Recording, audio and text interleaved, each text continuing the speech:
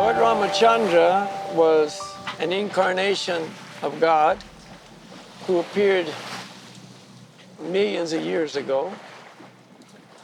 And he had a wife named Sita. And it's a long story, but anyway, he was supposed to take the throne, but his father, the king, had two wives, and his mom had him, but then the second wife also had a son. And she was the one who actually had control over the king. She was his favorite wife. So when it came time for Lord Ramachandra to take over the throne, the second wife, being jealous, told the king, no, you must give the throne to my son and banish or send Ramachandra to the forest. So, although it was against the will of the king, he did it.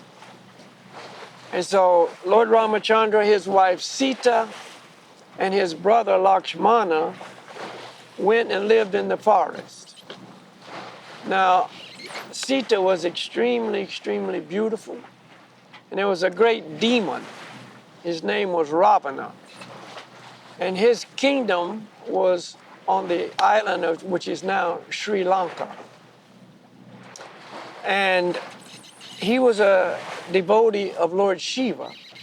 And because he had pleased Lord Shiva had given him great powers and also great wealth. So he was the enjoyer. Ravana was the one who could enjoy anything he wanted because he had the power. And he was very attracted to women. When he heard about Sita and how beautiful she was, he developed the desire to have Sita for his enjoyment. So Lord Ramachandra, Sita, and Lakshmana were living in the forest in seclusion. And Ravana arranged it so that one of his associates, also demon, took the form of a white deer. And he sent this deer into the forest where Lord Ramachandra and Sita and Lakshmana were living. And then he arranged it so Lakshmana left and went in the forest to do some duties. And then the deer came, and Sita was very attracted to this deer and said, I want this deer. But then the deer ran off. And so Lord Rama, wanting to please Sita, said, I will go get this deer for you. And he went in pursuit of the deer.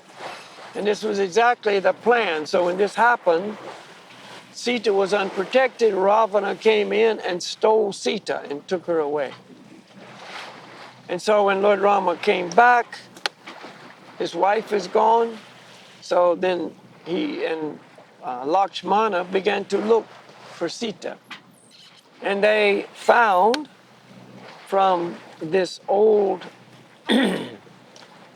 vulture that had been there when this took place, that Ravana had taken her away.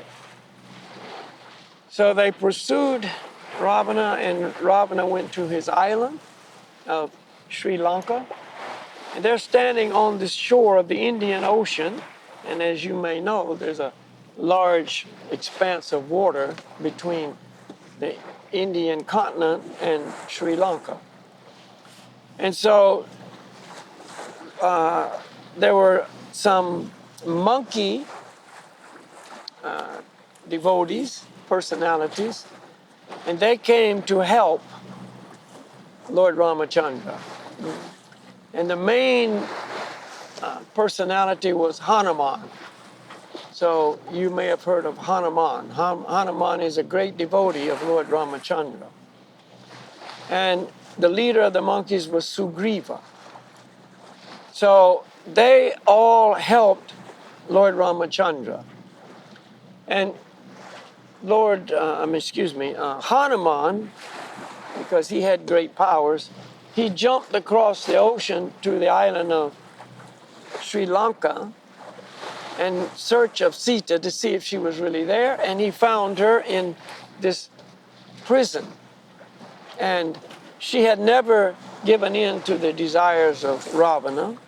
She was no way he could control her. And so he put her in confinement. So he found Sita.